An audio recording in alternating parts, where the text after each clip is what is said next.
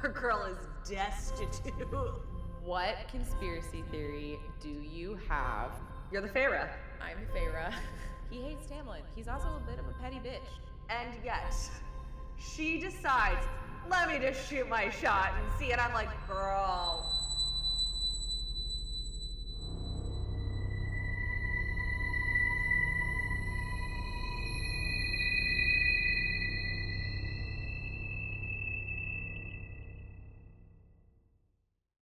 Houston, we have a spice landing. We're here! Yay! Sexy time. First sex scene of the series. Huzzah. Like, we've arrived. I think this is why most people, I would say, get into ACOTAR. Like, it's for the spice, honestly. Yeah. Like, I think this is how it is introduced to most people, is like, hey, there's this really smutty Fae book, right? Right. Which, Absolutely. like, as you and I always say, it's so much more, but so much more. Mm-hmm. it's a instrumental part of, I think, out of all of Sarah J. Maas's series, I mean, this book, or this series, is the smuttiest. Now, one thing I do there. Yeah. I was gonna say, I do want to kind of give a caveat to everyone without spoiling anything, because this is the non-spoiler episode. Thorns and Roses is the least spicy of all of the ACOTAR books. You know, I don't want people expecting it to get wild in this one. Yeah. But stick with it. Yeah, like I think Ariel and I both feel like it's like weirdly important to like tell people that we're very aware that this book, compared to a lot of other books within the genre in general, is not that spicy.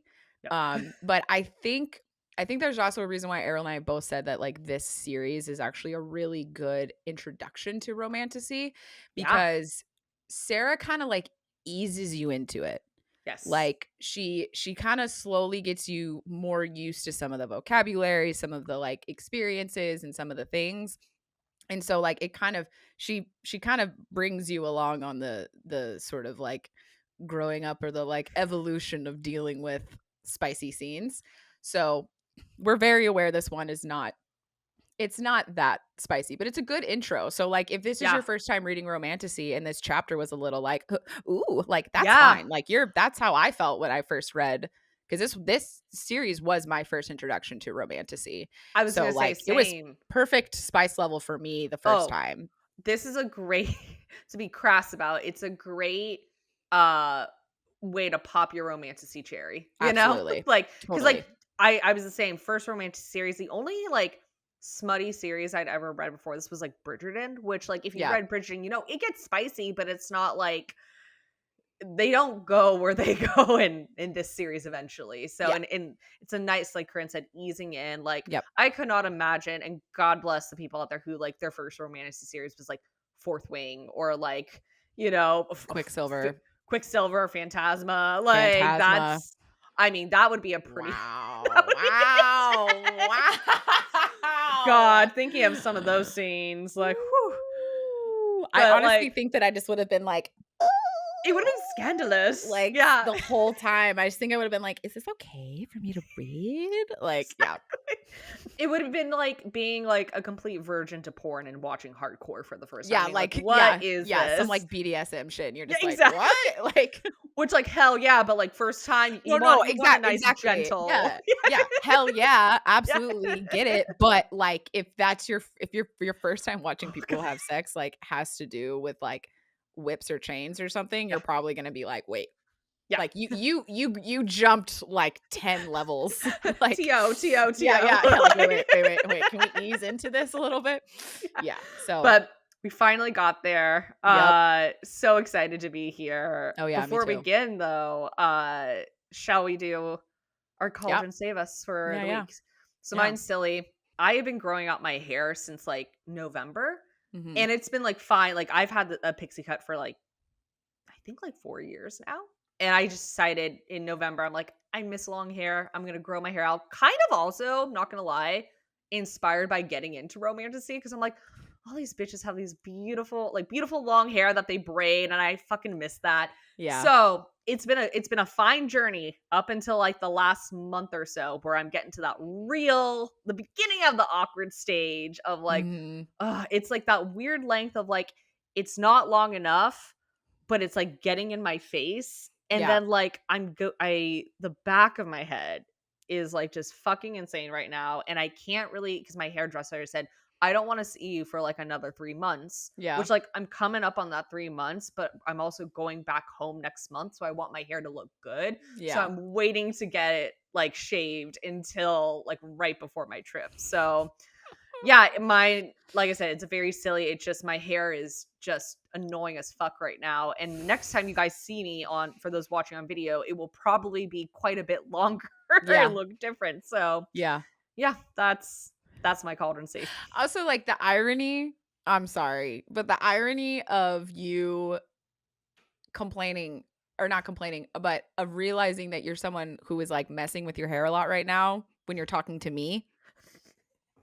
I feel like the way Like, you do it though is like in a very like natural, cute way, whereas mine I'm just like, see, what's so funny is that's how I feel about how you fix your hair. Like, it feels very natural, it feels very normal. Like, oh, thank you this just shows how much, like, humans we really judge ourselves so much harsher than we do other so people. much. So, yes, that actually kind of perfectly transitions into my cauldron save me, which I'm gonna, like, kind of phrase it in, like, a funny way, Yeah.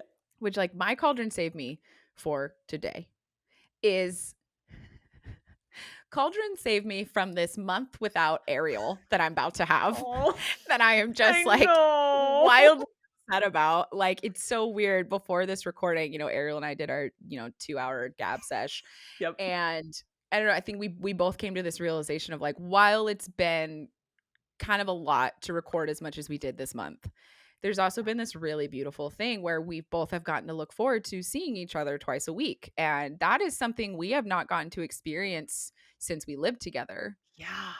which was like 2014, 15, 16. Yeah. Oh my God. Like 10 years. 10 Oh years. God. That is terrifying. I know. So it's been this really beautiful, I think, experience for both of us of just like getting to look forward to seeing each other, kind of getting to have like our chats and being so up to date with each other on our Yeah. lives, which is not something we've had in a long time too. So yeah, it's gonna be a really weird, like, we really have to plan just like a phone call or something while I'm on I this was going to job, say, because like yeah. I feel like I've come to this kind of place now too where I'm like, no, like, I don't know what, like, I don't think I'm like stressed about us not I being know. like having like this much communication like in one singular month. So, I'm going to have to create a PowerPoint for you of oh, like, I mean, here's everything always. that's happened in the last month. Like, Exactly, exactly.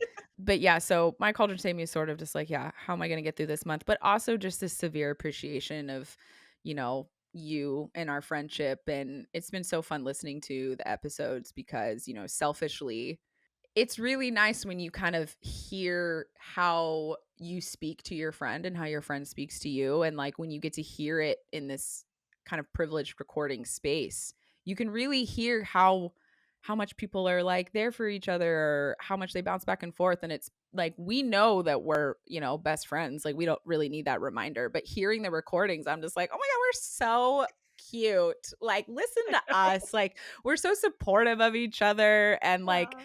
yeah, it's been a really beautiful month. And I'm gonna miss you. I'm going to miss you. And like, Yeah, I love you. I And love you just, too. I think I can hint at this. We listeners, we might have a little Oh, surprise. I don't know if it'll be the next episode or the episode after. yeah, We're still figuring it out, but yeah, just know the surprise pertains to this. So yeah. It may look a little different, might look a little um, different for our viewers who are watching on YouTube. which honestly, inevitably, it's gonna sound different. And the vibes are gonna be True. very high. But yeah, we have a little something that we're hoping we can accomplish. So, Yeah. but yeah, okay. So Get into it. chapter 27. Okay, so like where we left off, Yes. and I think this is a very important thing to remember. We just had chapter 26 with the Rhysand whole experience of all of that fucking information that we don't really know what it means. It's like the only thing we really got out of it was Amarantha is this like nameless she that we've Yep. been, because she says it like officially in this chapter, right? Of Yeah. just like, okay, I have a name. Yeah. Rhysand is the High Lord of the Night Court, and that this there's some kind of offer or deal or something that Tamlin has to deal with. And whatever the terms of this agreement or whatever are like kind of like coming to an end. Yes. Right. Also, Rhysand completely entered her mind. We learn about like mind power, and it Yeah. was very scary. So that's where we left off. And like before we get into the fun sex of it all, Yeah. there's definitely some like preamble to this that I would love to talk about, because Yeah. there's just Feyre and Tamlin are both in like a very interesting headspace in the Yeah. beginning of this chapter, right? It's like, Tamlin sends them away, and we end up hearing some of these things, but like kind of before that, Feyre has this moment that kind of made me be a little bit like, baby girl, be gentle with yourself. Oh, yeah. Because she's like, had I not been so bent on piecing myself together, I might have stayed. Might have even asked Lucian about it, about everything. And then she says, but like the coward I was.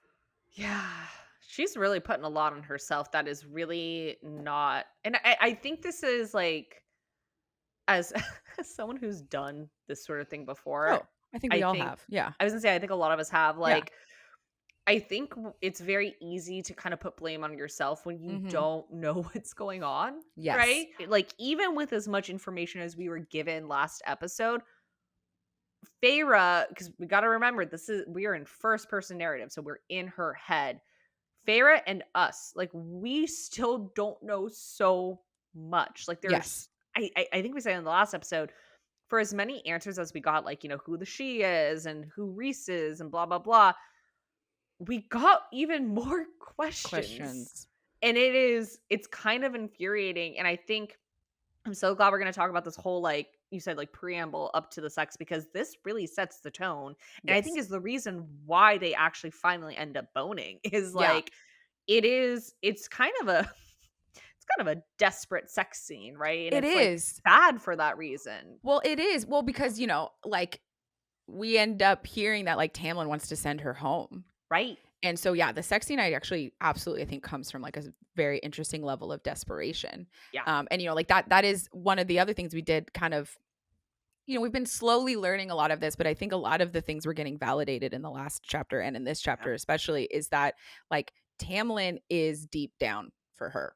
Like, Oh, we have gotten that validation, and that's yes. really the main foundation for his complete crash out in the beginning here. Oh, I mean, the crash out, I mean, it's real. She says on page 242, it was even more of an effort not to recall the roaring that rattled the chandeliers or the cracking of shattering furniture that echoed through the house. And then she says later, the house had been quiet for some time now, but the ripples of Tamlin's rage echoed through it, reverberating the wood and stone and glass. Like, I think this goes beyond a crash out, honestly. Like, this is a full on rage, like, episode, right? Yes. Yeah. And it's like, I mean, we've gotten little glimpses that like Tamlin has like some kind of anger issues. Like we've gotten Yeah. little things, mainly just because like, the claws will come out and they'll kind of respond in like these Oh, yeah. particular moments. But this is definitely like the first this intense level of like crash out that we've seen Yeah. from New him. And level. it's really weird, right? Because there's that one kind of like fucked up romantic-y girly brain of Yep. mine Yep. that is just like, it's kind of hot. Like he's Yeah. so angry because someone like he's protective and he's like upset that someone threatened her, and like now he's gonna have to like like there's this one Yeah. level that you're like, yes, we kind of love a protective, like overprotective character, right? But Yeah. one of the things that I think you said in like a few episodes ago was like how often there are things that we find attractive and like hot in these stories Yes. that in real life we wouldn't necessarily be into. Right. And so there's like a level here where you're so very like, you understand why he's so upset. But Yeah. this like, I don't know. It's a little, there's just I had a little moment where I was just kind of Oh, like, this is, because especially that second line, the ripples of Tamlin's rage echoed through it. Like that's a very like visceral yeah. experience. And like even when he kind of first enters the room too, she's a little, and I like she seems a little kind of hesitant. And I mean, I more took that as just like she's like just worried about Tamlin, and she's just really Yes. worried of like, are you okay? It's kind of that classic thing, because she even said like she didn't really calm down even when she saw him, like she still was a Right. little on edge. And I think that's the classic thing of like, you almost don't feel better until you like hear the voice of your loved one, or you like hear kind of how they're like doing. But I do think there was a level a little bit from Feyre that is just like, wow, that was a level of rage that was pretty intense. She's never witnessed. And yeah, Mm-mm. I'm so glad you brought up the whole like thing about like it being hot in a fictional book, right? Versus Yeah. like in real life. Because I think in real life this would be like a very, I don't think there would be any sort of hotness to it. No. Like I think this concept of he is so in love with her, and she's just been threatened. Like there is, something to that. But also like I think, and, we've read these books before, so hindsight's 2020. I definitely think he is this enraged for sure because she was threatened, but then Yeah. I kind of have to wonder, is that the entire reason he's enraged? Is it just that, or is it because Rhysand has revealed the most we know so far of whatever is going on, Mm. right? Like Mhm. has Tamlin been trying to keep something from Feyre, right? Mm. And if so, why? And does that have any bearing on why he's sending her home, right? Yeah. I mean, I think there's a level of the crash out too that is just like frustration of this lack of control that he has. Like he Yeah. clearly, I mean, I feel like it feels very obvious that like he does not really have a lot of control of what's been going on. And No. I think, Rhys in that last chapter is like pretty fucking brutal too. Like he's saying this stuff of like, clearly something has been going on for a while that Rhys thinks Tamlin could have been doing something about. Yeah. Yeah. And Rhys is kind of poking the bear, and there's a level of this here that I'm wondering like, is there a part of what Rhys has been saying that maybe rings almost like too true for him inside? Like He hit a nerve. yeah, He like hit maybe a he hit a nerve. nerve, and like, but I also think like one thing we have viewed from Tamlin is like there is a level of control that he does clearly like to have. And so I think he's this very powerful being who very clearly does not have control over something really big that's going on. And like Yes. I think that really, really fucks with him. Like, yeah. One, I'm so glad you brought up this issue of control with Tamlin because Yeah. he has, for the most part, we'll say, stayed very controlled over himself, composed. Even like the moments when his claws shoot out, like I think with the exception of the night of Calanmai when he bites her, Yeah. that he like punches the wall and his claws stick in. I don't think he's. I can't think of a time where another time where he's like actually like used his claws out in Yeah. an out of control way. So to see him be so out of control Yeah. in this scene is there's a level of fear, I think, for Yeah. sure. And the question is, how warranted is his losing of control, right?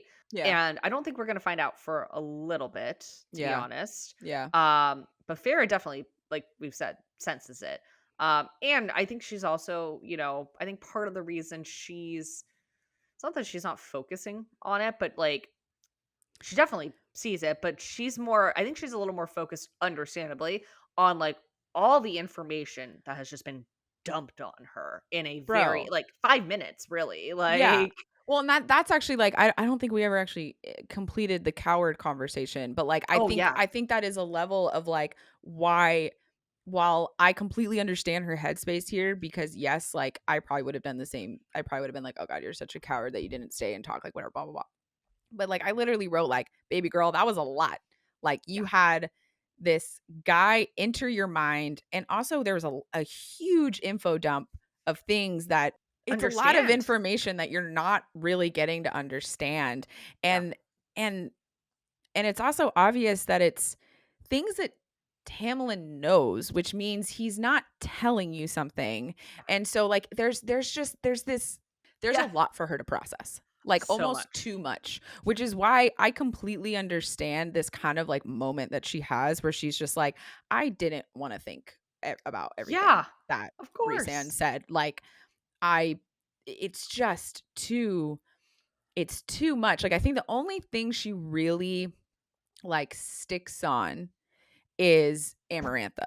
Yeah, Amarantha really gets seared into her head, and like it makes sense because it's like Feyre has been trying to solve the mystery of who the she is, and Yeah. we still don't even really know. Like we have a name, right, which Yeah. is like certainly it's a good portion of the information we've been wanting, but we don't know anything beyond this Amarantha person has ruined Tamlin's life to some degree and is kind of Yeah. wreaking havoc seemingly around Prithian, right? She literally says, like, at last, a name to go with the female presence that stalked their lives. Like, stalked is a really specific word to use.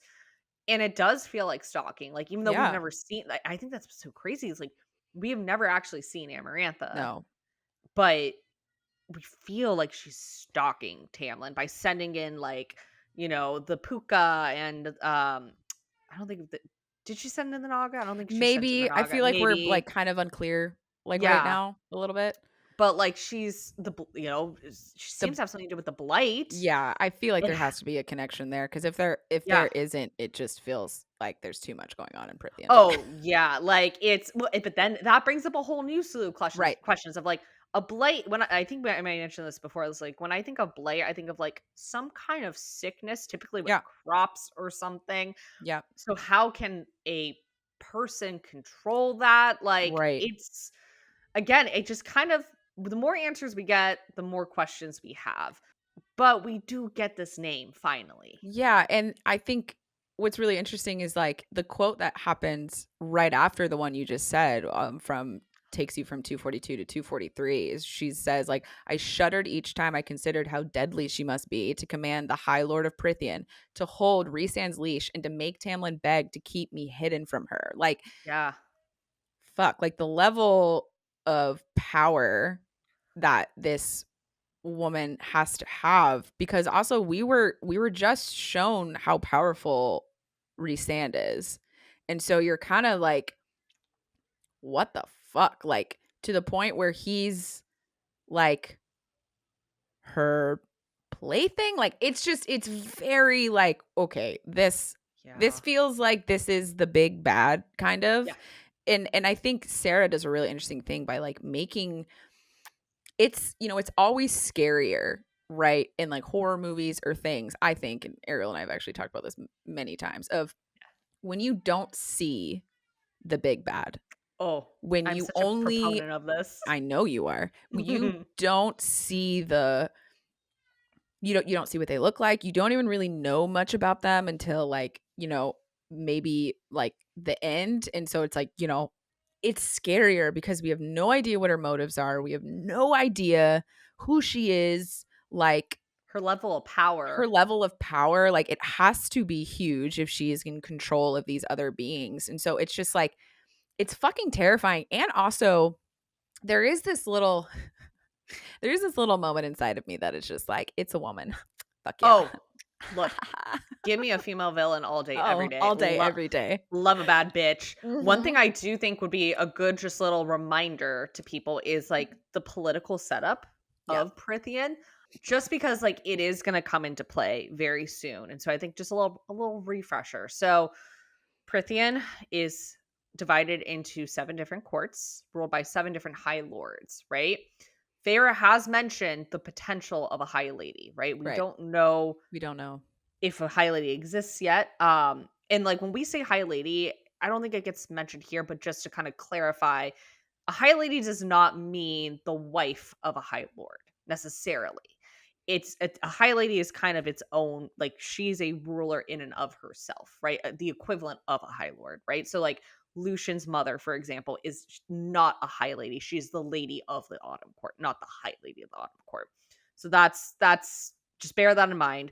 So maybe this Amarantha is a high lady, maybe she's not. We don't know. Maybe she's the only one. Maybe she is like the like we genuinely don't know. But yeah, like the Yeah. only thing we've really learned up until this point from how things are organized is we've only heard of high lords, and then we really only learned about like lady of Yes. fill in the court till the last chapter Yeah. when Rhysand was being like lady of the autumn court. So like that Yeah. was kind of our first like like okay, so the wives are just the ladies. They're not the oh, okay. So Yeah. yeah, so we're not quite sure if this is a wildly patriarchal society or if it's a wildly matriarchal society. We know from like a religious standpoint, we lean on women because there's the Yes. mother and then there's the Right. dark mother and then, so it's like where it's not very clear, which also, yeah, again, No. just makes Amarantha even scarier because you're just kind of like, who Yeah. the fuck is this lady? And then the only other thing we know, other than high lords and the potential for high ladies, is there is the King of Hybern, who is off on his own little island. Yeah. We don't know a ton about him, but we do know he's like very pro slavery. And it's like he's kind of almost seceded a bit from Prithian, Yeah, and doing his own thing. I think it's really interesting too that the Serial says King Hybern. He's not a high lord, No. right? He literally calls him a king, King Hybern. Yes. And so you're kind of like, okay, so this like wait, like yes. Yeah. It's all pretty confusing right now. The politics of Prithian are a little messy, let's just say, Yeah. and at least at this point in time. So, just as a refresher, because we are going to start getting into a little bit more of that soon, and just wanted people to kind of have that reminder of that's the setup, that's the political makeup of Prithian. But before we do get there, we get to this point where Feyre's in her room. She's trying to go to bed, right? She's in her nightgown. And Tamlin comes in after he's thrown kind of a tantrum, Yeah. and he tells her he's sending her home. And when she clarifies, she literally says, "What about the terms of the treaty?" He says, "I've taken on your life debt. Should someone come inquiring about after broken laws, I'll take responsibility for Andres's death." And she says, "But you once said that there were no other loopholes." The Suriel said there was no, and then he cuts her off with a snarl and says, "If they have a problem with that, with it, they can tell me," and wind up in ribbons. So basically, Tamlin has somehow found a loophole that Feyre thought previously impossible to get her back home, right? Yeah. Which is significant. That's Yeah. really significant, especially because it comes at a time when she doesn't want to go. Like, she has been trying for so long to get back to her family and finding that there's no other way than like dying or potentially putting them in trouble. And now Tamlin's like, "Oh, well, you know what? I found this loophole," right? Yeah, I mean this loophole feels just like a very desperate, like it feels like one of those like moments where it's not a true loophole. He's Yeah. just kind of like, I don't fucking care. Like Yeah. I genuinely don't care Yeah. that it feels like he created one just Yes. to get her He out. punched his claws and made a loophole. Yeah, like he literally was just like, I don't give a fuck. Like Feyre, I need her to be safe. Yeah. And so therefore, I'm going to create a third door that was never there before.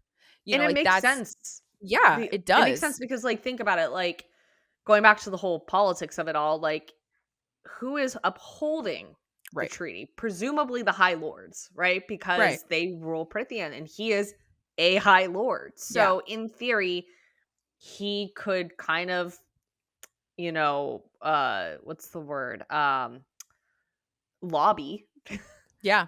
for, her going back. Cause also like we don't know how much the other High Lords know about Feyre.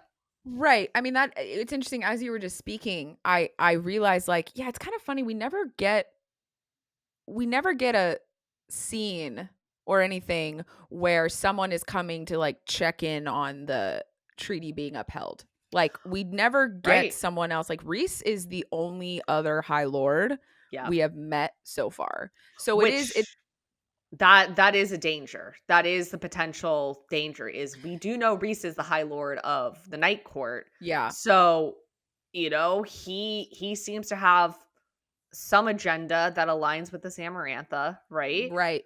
So there is the potential that he might be the thing that fucks up this plan of Right. Tamlin getting her back. But we don't know. Like we also don't know, we've seen Tamlin being forced kind of to grovel Yeah. at Rhys's feet. But that was when, like we said last episode, like that was basically in a moment where Rhys kind of had a gun to Feyre's head. So Yeah. maybe Tamlin in a scenario where that's not happening is stronger than Rhys. So Yeah. there is wiggle room, it seems. Yeah. And this feels like the act of someone who just has kind of reached this point of like, I don't really give a fuck Yeah. about any rules that are out there. Like, I care about this woman so intensely that like Yeah. I just need her to be safe. And Mhm. it's that we've seen this storyline before Oh yeah. in other rom-com movies or like just other like really intense, so maybe not rom-com, but like we've seen this in like fantasy, we've seen this in fucking Twilight, like we've Yeah. seen this, Edward like fucking completely breaks up with her because he thinks he's gonna be the death of her. Like Yeah. it's just spoiler if you haven't read or watched Twilight. The But so literary classic of Twilight. literary classic. So like we've seen this trope before, and it's a very interesting one because you are very much on one end completely understanding why these men make these choices. Yeah. But then on the other end, it's kind of frustrating because you're not giving the woman any credit on how she actually could maybe handle this situation, or that she is aware and is still choosing Yes. you. I Like right? Like Feyre has this whole thing where she's like, did I do something wrong? Like what Yeah. did I do? And then later she's kind of being like, I can help. Like I can hold my own. Yeah. Like and then eventually she even says like, yeah, well, I guess it'll be easier to not have like a strong fighter around. Like she kind of does that like kind of like, petty little bitch thing of just like, Yeah, well, yeah, I yeah. guess, it'll just be easier because I'm just a little weak mortal.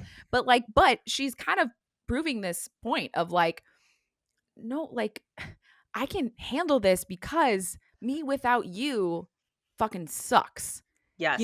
Like she even when she's I'm kind of jumping around here, but she even Yeah. has this like moment when she's asking how long she's going to be gone. Yeah, And oh, she's that part's like, heartbreaking. yeah, and she's like, but not forever, right? And then in her head, she's like, even if the blight spread to the spring court again, even it could shred me apart, I would come back. So like Yeah. mentally, Feyre is just like, she has really attached her joy and like concept of like Happiness. happiness and like a little bit of her self-worth Oh, to yeah. Tamlin. Yeah. And so when he's kind of, which, has its own little problematic thing, Yeah. but I mean, I know I've been there. I know I've Oh, done that, same. So Absolutely. it's very natural. But like, Yes. she is in the throes of this new experience of love and happiness and experiencing joy that when all of a sudden it feels like he's like kind of trying to take it away from her. Yeah. And then when she's trying to kind of prove like, no, actually, you don't need to take this away from me because, like, I'm game, Yeah. brother. I'm Like, gonna fight. I'm fucking ready. Like, Yeah. let's do this shit. Yes. He can't get out of his headspace of, no, you have to be safe. You have to be safe. Like, he is so, like, Tamlin is her home, but Yep. Tamlin can't think past his fear for her life. He is Yep. completely consumed by it. And while on the one end you're like, aw, on the other end you're like, but girl is Come on, fucking dude. ready, dude. Like, Yeah. also she does not want to go back home No. at all. You know what he's doing? He's doing the Lassie thing. You know, like in Lassie where like the kids like I've never actually seen this episode of the movie. I don't know what it is of Lassie, but it's like Lassie's owner is like it's the whole like if you love them, let them go. And Let them go. Lassie won't leave. And so like his owner is like, you dumb dog, like go away, Yeah. basically. Yeah. Like he's doing the Lassie He's thing. doing the Lassie. And Yeah. she's And like, it's no. yeah.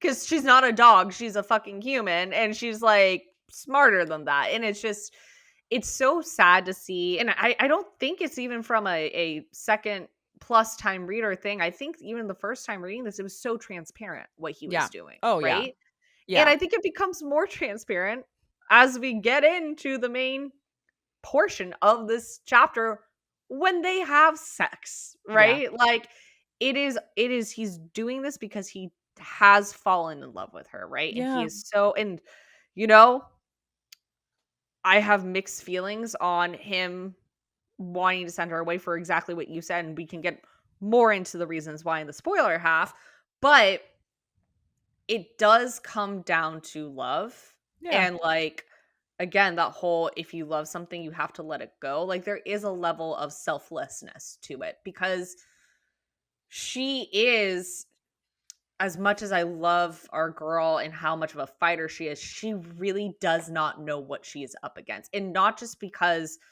I mean we've seen the power that Rhysand Yeah. has, and Rhysand is second, if not lower, in Too. command. We actually don't even know what position he holds to this Amarantha woman, Yeah. right?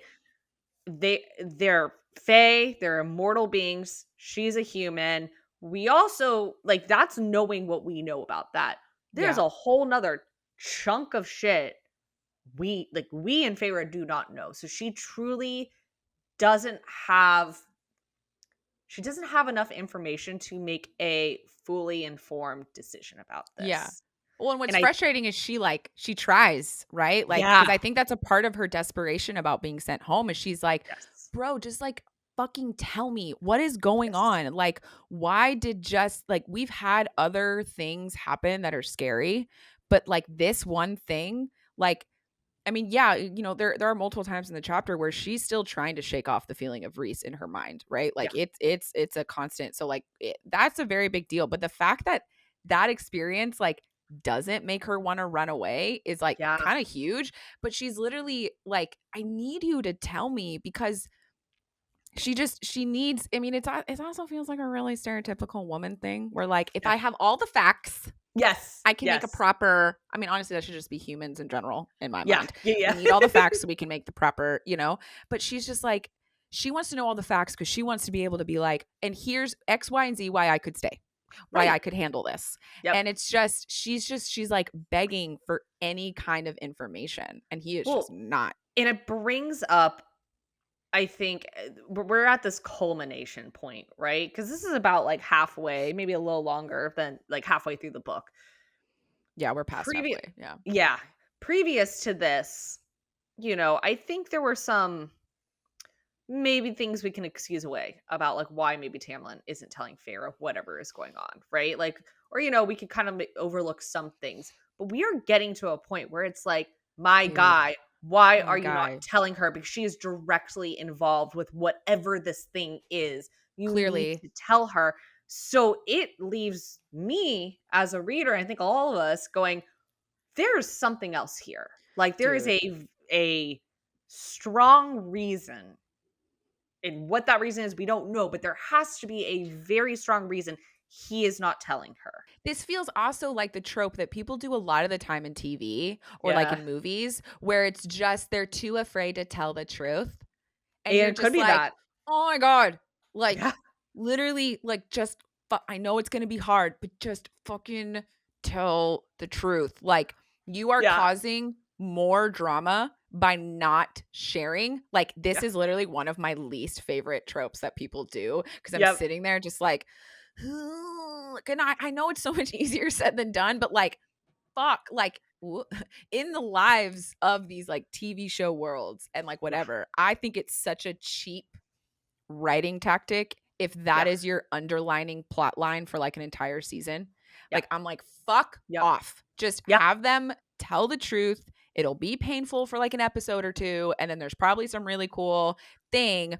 Or this also feels like such a fucking like stereotypical generic dude thing of just Oh. like, no, it's like too, it's like it's too much. Like, you just Yeah. won't, like, I don't want to put that on you, or it's like it's really heavy, or I don't fucking know. But yes, there is a level here where you're like, homie, just bring the Just say lady it. along. Let her fucking, like, especially after what she just experienced, like, come on, Tamlin. I was, like, having some, like, to all the Empyrean series girlies out there, like, I was having flashbacks to Iron Flame of just Yeah. like, "Bro, just fucking tell her," Just fucking like tell her. Oh, but God in heaven. he doesn't. Instead, he basically says, "When you get home, don't tell anyone the truth of where you were. Let them believe the glamour. Don't tell them who I am. Don't tell them where you stayed." Uh, and she just is like, "I don't understand. Tell me." And he's like, "No, you have to go home." And what's so sad is she says, "It wasn't my home. It was hell." I mean, it shows how much I think both Tamlin and the Spring Court has become her home. And Yeah. it's it's heartbreaking. Oh, and I think what's even more heartbreaking, this is where it's if you've ever seen it's so stupid if you've ever seen that Family Guy sketch where they're watching a movie and they say the name of the movie and they're like, "Ah, there it is. We get why."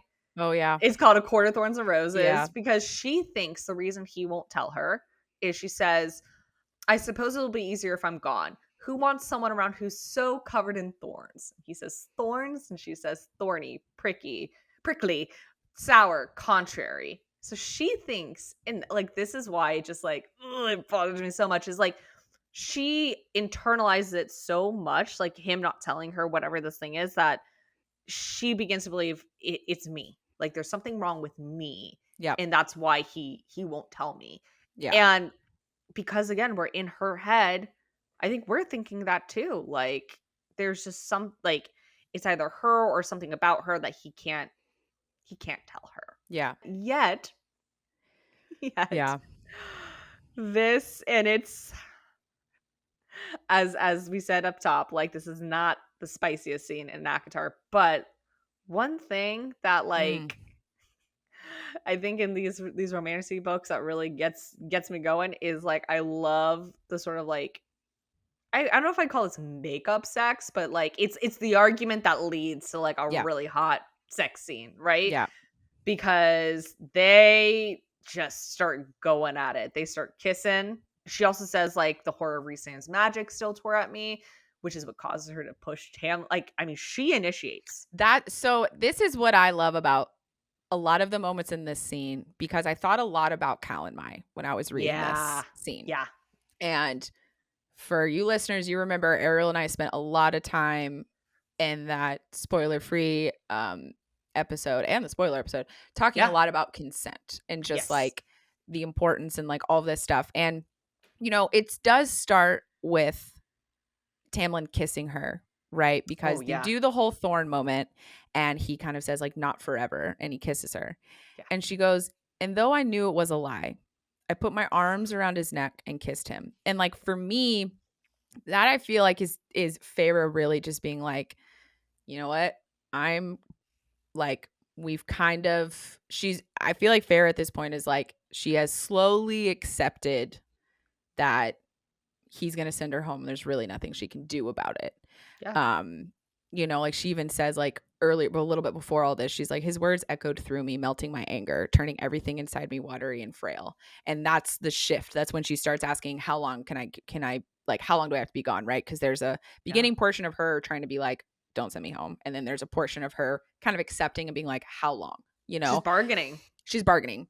And then I think she's also realizing that this bargaining is not really going like, or just she's not going to get all the information she wants. And I think there's a part of her that is realizing that as of right now, she may not fully care, right? Yeah. Because he kisses her. She knows it was a lie, but she puts her arms around his neck. He pulls her onto his lap. Right. And they're kind of like just kind of doing like a cute canoodle.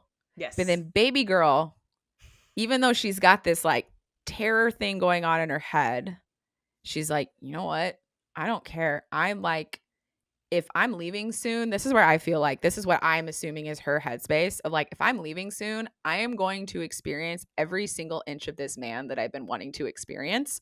Every single inch. Every single inch. And so, yeah, that's what I love is that it's just like, yeah, though the horror of Rhysand's magic still tore at me, I pushed Tamlin onto the bed, straddling him, pinning him, as if it would somehow keep me from leaving, as if it would make time stop entirely.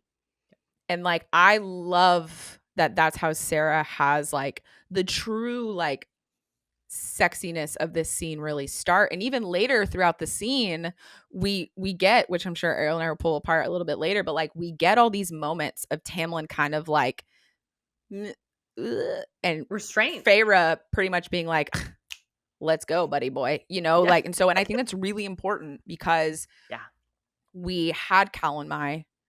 And then we have moments like the solstice, which like she also in that had to kind of ask Tamlin to like, give me a little bit more, you know? Yeah. And so there's been these, and I think these are really important for how we feel about Tamlin and Feyre as like a relationship is Absolutely. We're really seeing that consent is important to Tamlin.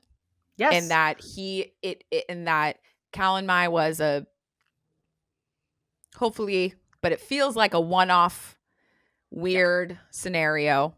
Yes. And this is more how Tamlin's going to be, of that he's really going to let her kind of tell him what she wants and what he can do, which is also really, really fucking hot. Oh, well, and like even in the moments when it's like she's like not in the I guess traditional control position in a sex scenario, like she is still in control. Like I think one of the hottest parts of the scene is when on page 246 she says, with one long claw he shredded through my silk and lace and my undergarment fell away in pieces. Like she is, I mean, first off, hot, but she's made it very clear, this is what we're doing, we are having sex.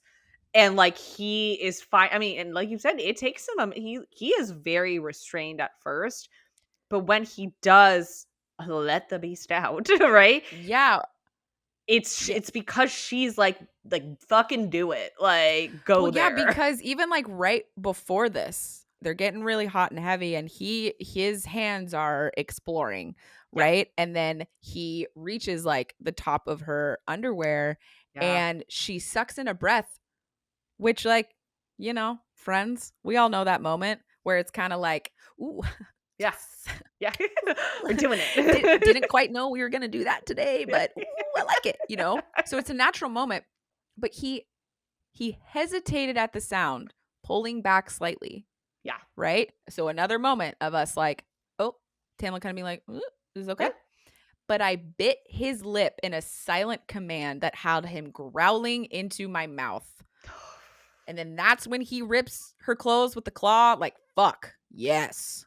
Well, and it's this thing of like, you know, and this is why I think romance, and just I guess like any romance novels where there's spice in it, like it's, you get this world where, because this doesn't exist in the real world, right? Like we can't mind read each other. Right. Hopefully, you know, you get to a point with your partner where like, you know, you guys know each other's like shit. But like, you know, there are times where like, you know, you wish like they knew every single time you wanted, and it's like that's especially for like this is their first time having sex, right? So it's this like is their first time doing anything past Kissing. making out, because it's Yeah. very obvious that like he basically eats her out after this, Oh, yeah. right? Yeah, he does. Yeah.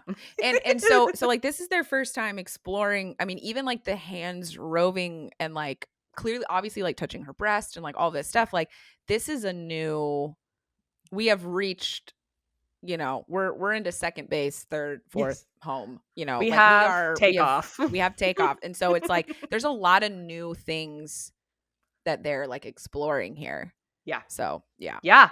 And so I think what's I in a lot of ways this is the most fantasy part of it.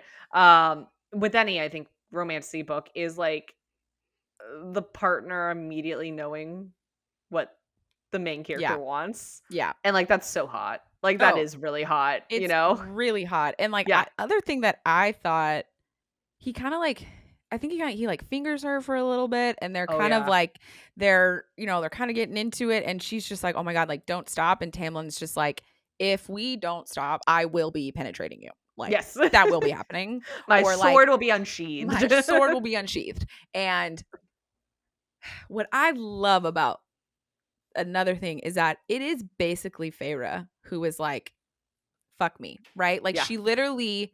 she says, like, "I kept my eyes on him. My own breathing became steady as I raised my nightgown over my head and tossed it to the floor." Yeah. And then she's like, "I bent a leg and slid it to the side, a silent invitation." Yeah. And it's like slowly with predatory intent, him raised his gaze to mine again, which, and Yeah. like, so this whole, and then she's just getting the full force of this guy staring at her, which is also really hot. I love it when we're like reminded about how powerful these guys are when they're in like Yeah. sexy time, because she's just like, she's getting the full force of that high lord stare. And Oh baby yeah. girl says, "Give me everything."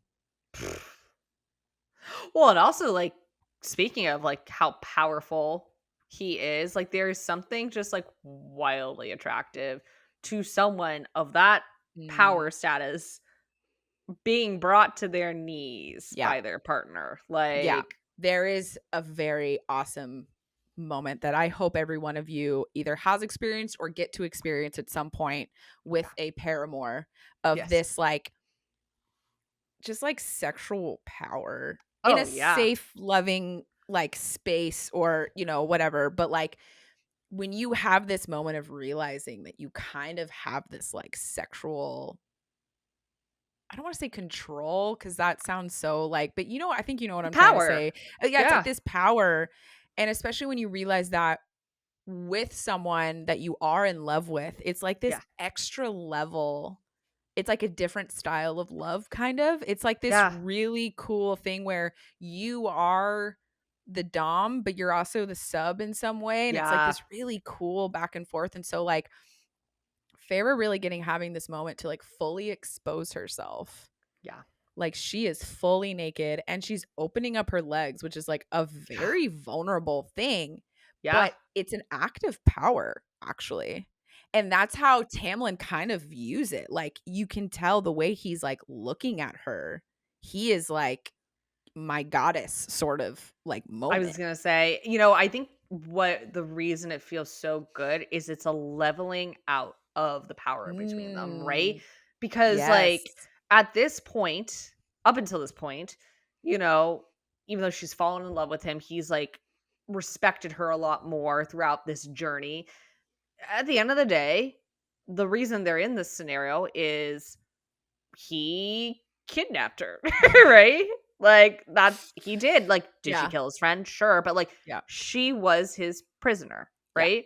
And she's had to like recover her power in a lot Yeah. of ways, Yeah. right?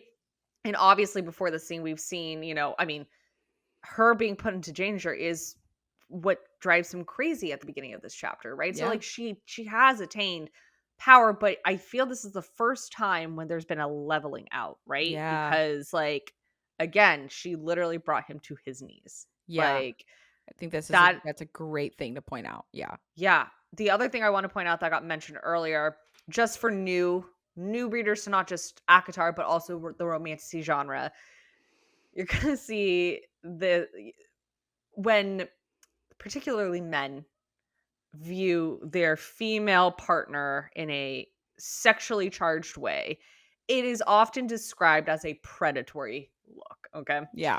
And I wanna put it out there, it's not in a literal, or it's usually, like, 99% of the time, it's not in a, like, scary way, it's in a, like, it's meant to invoke, like, he is sexually looking at her in a way that she finds attractive, right? Yeah. Now, I don't wanna get too into it. I personally, and this is not just, like, Sarah, but, like, I think all romantasy authors do this, they use Yeah. this term. Yeah. I think we can maybe, hopefully in the future, find a better word, you know? Yeah. It's a slightly problematic word. Yeah, I see that. Slightly problematic, but I again, I don't take issue with Sarah J. Maas in particular. Mm, This is a overall. thing with overall within this genre, but I just wanted to let people know, since this is the first sex scene Yeah. of the series, like, it is not meant in a threatening, predatory No. way. It's a, like, you'll also hear, his eyes turn black or dark or whatever, like, Right. I think because romantasy is a dark genre, right? Yeah. Like, I think that's kind of why it's done. But I just want to put that out there. It's not like this is a consenting, good sexual thing, not a scary thing. Yeah, and I mean, I think it kind of comes back to the a couple episodes ago when they're at like the Glen, and we have Yeah. the phrasing of feral, right? Yeah. And I think it's supposed to be to like just to jump on like what Ariel's saying. Like, I think a lot of the time when they use those kinds of words like feral, predatory, it even says before that like a ravenous, unyielding sort of Yeah. hunger passed over his face. Yeah. It's real, also really fucking hot, but Yeah. I think it's supposed to kind of show this like weird return to like an animalistic instinct Yep. of like Yep. you are so physically attracted Yeah. and turned on by this person in front of you that Yeah. you are like resorting to your like basic need Yep. almost. Yeah. And so and honestly, hearing this, who's not getting a little hot and heavy right now? You know I what I mean, mean? Like right? it's really interesting because like I agree, like the language of predatory intent is kind of like it's a problematic word, but what's so Yeah. fascinating is that within the context of what everything that's going on, it's Yes. wildly attractive because Yeah. when you are in that clearly consenting, she's literally Yeah. offering herself to him. He clearly wants to do this to her. Yeah. Consenting adults, they love each other even though they haven't really said it yet. Oh, Tamlin may say something at the end of this chapter. There's going to be debate about that. Yeah. But like there's something about when you know you're in a safe space Yeah. and you're allowing for these sort of like animalistic needs to come out, it's Yeah. really attractive. You're not I mean, overthinking, you're not doing all this stuff. They are about to descend into a place of purely working through the feel of everything. And that's all yes. it's about, which is very Yeah. Well, I think what's as a reader, what's nice is, like, at least in ACOTAR and all the romantasy I've read, like, there's never been any non-consenting yeah. sex scenes that we actually see. Like, it's gotten discussed, that, scenes where it's happened, but, like, we've never actually been in a scene where, like, someone is raped or anything like that. So it's Yeah. like, and I've heard there are Yeah, there some are. that those are the ones I personally will not go Yeah. towards. But I can promise readers with ACOTAR, you're never gonna get a No. scene like that. So, No. no, just like anytime there is a sex scene where, like, someone, or we're leading up to a sex scene where, like, someone's gaze is described as predatory, it's always leaning towards something that is consenting. Yeah. So, I mean, and I also think in particular, it normally gives you a little foreshadowing of what the style of sex is going to be, right? yeah, it does. So, like, all of the kind of adjectives that we're getting in this section are very animalistic. They're very, and I think it goes a lot into what Ariel and I kind of said of like, this sex scene between them does feel very desperate. It feels Yeah. like these are two people who realized that they thought they had more time together. And they thought like, I think Tamlin really thought he was going to be able to take it slow with her. I think because he even Yeah. said like, on Calanmai, he was like, I would have been gentle with you. Like I would have, Yeah. because I think he wants to savor his first experience with her. But Yeah. I think these two are kind of realizing that like that time is being taken away. Yeah. And so we gotta just we got to just kind of go for it. Got to jump each other's bones. Yeah, they really got to just let their inhibitions just fly out the window. Yeah. And so, yeah, a lot of these adjectives are very much telling us the style of sex that it's going to be. Pretty much once she says, give me everything, they say on 247, he lunged, a beast freed of its tether. And like, that is very, very hot. So hot. Like, are you kidding me? Yeah, because it even after that, like, and what's kind of fascinating is that the actual sex portion of this is literally just a paragraph. Yeah. Right? Yeah. But while, yes, it's slightly disappointing that it's a little short. Yes. I think we can all agree on that. Yeah. But it also is the style of sex. Like, it sounds like this was probably a really fast and like dirty fucking fuck. Honestly, right? Because she's like, we were a tangle of limbs and teeth. I tore at his clothes, then tore at his skin. Like, what's so funny is his claws are the ones that are out. But she talks about how he's like devastatingly gentle, but yet she's the one who marks him with like her nails, right? Like, so she tears at his skin, then he eats her out like properly. Proper eating out. And what was really funny is there's another quote that I wanted to say, because Ariel had talked about in the spoiler section, I think, of how like not sure if we get like penis description. Oh, yeah. And what I loved is that I was like, well, one of my notes, I was like, well, it says, I was moaning his name when he sheathed himself inside me. Ah, yes, we do. And I was like, okay. I literally wrote, I was like, aha, here it is, peen. Got one peen. We got one description. Sheathed is also a very common phrase that is used in these books. But yeah, so I just feel like it makes sense that it's a paragraph, because it feels like it's a very fast, hot, and heavy kind of scenario. Yeah. Like, it honestly kind of feels like the penetration portion of the actual of like the sex may not actually like be that long. Yeah. Because, yeah, you know, they say like we moved together, unending and wild and burning. And when I went over the edge, the next time he roared and went with me. Just. It's pretty good. I do wish it was longer. Like, I do. Yes. Oh, absolutely. But there is kind of something. I feel like I'm going to devil's advocate you. Get it, for girl. once. I love it. I think what is kind of smart that Sarah does is this makes you crave more. Truth. Right? So true. Like, so true.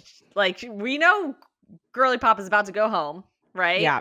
We don't want her to go home. She doesn't want to go home. We want more. We still have a good chunk of this book left, right? As well as 4 more books and more to come. Who's to know? Like, you know, totally. I think it was the last episode we talked, maybe 2 episodes ago, we talked about like foreplay, right? Like how sometimes like the foreplay is a little bit better. Like this sex scene, even though we are getting actual sex, feels like the foreplay of the actual like entire series, you know? Yeah. No, that's a really good point. And like, I also love though that we actually get like 2 different types of sex in this chapter, right? We get this very wild and hot, and then they fall asleep, and then they wake up and she's like, we made love again, lazily and intently, a slow burning smolder to the wildfire of earlier. And I love that. It feels very like morning sex vibes for me, a little bit, of where like you're both kind of sleepy, but you're both like, you know, horny. And like you kind of there's a very different style when you are really taking your time. It's a different intent. It's a different feel. And I love that these 2 characters get this before he sends Feyre home, because it feels like, and while I do wish we got more of a description of the lazy slow sex, it makes you just happy for the characters that they are getting these kind of multiple experiences, 2 flavors. Because then also, you know, you always, sometimes in these romantasy books, you'll get the really hot and fast style. Yes. And because it doesn't feel very love-makey, every Yeah. now and then you'll get a main character who then feels kind of insecure about the whole thing. Like they're like, was that just a desire release? Like, did they Yes. really want me? Did they really want to do like have this Yeah. experience with me? And I feel like by Sarah giving us this slow sex experience, we're all kind of, and Feyre, we're all getting this sort of mental validation of like, this is absolutely what these two want to do together. This is Yeah. not just about desire. Like there is Yeah. something deeper at play here. Well, and I think like just from a pure literary standpoint, right? Like, you know, I think Sarah J. Maas is one of the authors in contemporary romanticy that's kind of set the standard, right? Like she's been doing this for a long time. And for me, like again, we joke all the time, like it's so much more than just smut. And it really is. And I think this scene is kind of proof of it because, there are definitely romanticy books out there where every detail of the sex is like described and there's a lot of it, which, like, hey, like for the people who love that, like, Go off. hell yeah. Get it. But that is, I would personally categorize that as like, that's like real smut, right? That is like a little more on the pornographic side, which, hey, Yeah. there's a time and a place for everything. Oh yeah. With Yeah, we're not not just, knocking it. We're just oh there's no, just different judgment. levels. Oh yeah, no, get it. Yes. Get it. Yeah. Get it. But there's Um, different levels of absolutely. yeah. Whereas Akatar, as well as her other series, mostly Crescent City, Throne of Glass doesn't have a ton, but it's more about the storytelling than Yeah. the smut, right? And like Yeah. even when there is the smut, there like the smut has a very intentional place. Like you will see Yes. actually, like without spoiling anything, but those who've read it will know the way that sex is described in Silver Flames, the most recently published book, is so different than it's described in the rest of the series, and there is a very intentional reason why. For that. And Absolutely. for Yeah. that, and you understand why once you get towards the end of the book. Yeah. But this is storytelling, right? Like not getting the full description, especially like the second time, like you said, in the morning when they make love, like there is a reason for that. And Yeah. it has entirely to do with the storytelling of this book in particular. Yeah. Which is why I don't have a problem. Like, yeah, would I like there to be more description? Of course. Of Like course. the horny side of me is like, hell yeah, I want more. But also like the writer side who's like reading a book, wanting a story is like, no, I get it. I Yeah. get why we don't, you know? Yeah, because it's not the most important thing about this sex scene is what we get out of is what she puts in here, which is like this animalistic need that we know they've had for each other. Yes. And then this beautiful lazy slow burn morning. Yeah. It very much pushes the plot along instead of putting it on pause. Yes. You know what's funny is there's it's a pretty common phrase in I think all writing, not just like novel writing, but like in screenwriting, all different types of like everything is about sex except for sex scenes. Yeah. Yeah. That is about something else usually, and typically it's power or something like that. But and you'll see this throughout this series, throughout many romantic series, is like some of the sexiest shit is actually not the sex scenes. It's No. it's the scenes Yeah. that are about Before and sex, after. but not exactly. So, but Yeah. so they have sex Ugh. again. And then it just it's like a big bucket of cold water just gets Oh, dumped on all of us. well, because yeah, Tamlin says we should sleep. You have a long journey tomorrow, and she's like, "Wait, tomorrow?" And like, what he means by tomorrow is like the next morning, like when they wake up, like to Yeah. the actual morning. That like she is leaving, and basically the chapter ends on page 248. She says, "I was leaving. Just when this place had become more than a sanctuary, when the command of the Suriel had become a blessing, and Tamlin far more than a savior or friend, I was leaving. It could be years till I saw this house again, years until I smelt his rose garden, until that's cut off. Until I saw those gold flecked eyes. Yeah. Yeah, thank you. Mhm. Home. This was home. As consciousness left me at last, I thought I heard him speak, his mouth close to my ear. I love you, he whispered, and kissed my brow, thorns and all. He was gone when I awoke, and I was certain I dreamed it. For those who are not watching, I pretended to stab myself and twist it. Knife to the fucking Oh, heart, bro. like, you just can't get more tragic star-crossed lovers than this, Bro. right? And it's so hard because it's like on one end you're like so annoyed with Tamlin. You're like, why does she have to leave tomorrow? Like, why is Right? it so soon? But then you like, and Feyre even kind of does it too. She's like, but, and then he literally is like, please, Feyre. And you kind of realize, oh, this is because if she does not leave tomorrow, he's not going to be able to send her away. Like, Yep. that's how I view that moment. That's him Yeah. being like, I don't want you gone, but Yeah. it is the safest thing for you. And while I said all that stuff beforehand of like, baby girl is like, I can do it. Like, let Yeah. me in, coach. Ariel brought up this really good point of like, there is a level that we just don't like. Feyre is still a human. She's still immortal. Like, Yeah. if Tamlin is afraid, if Rhys is the lackey, what the fuck? Like, what do we really think? Like, yes, our little fantasy brains are like, nah, like she'll come in and shoot an arrow, and like we have this, but in actuality, we don't know the stakes here. No. And so we kind of have to like trust Tamlin in this, even though we like kind of don't want to because we want Right. them to stay together. Yeah. But it's like, and so I just feel like it's this moment where Feyre, we're all realizing that like he needs her to leave like as soon as possible, or he's going to lose the nerve to send her home.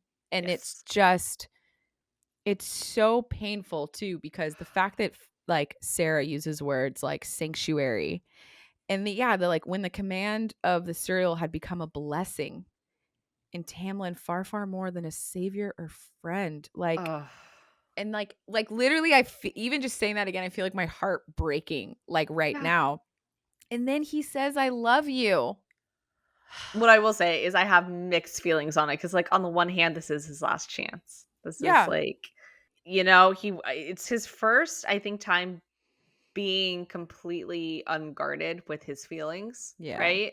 I think Like, that's why he does completely. it when he thinks she's asleep. Yeah. Yeah. But it's also so fucking annoying because it's like, you have to like let her go, and like, why didn't you say this sooner? And like, ugh. Yeah. Well, and to me, it's this moment of like, bro, what's going to happen to you?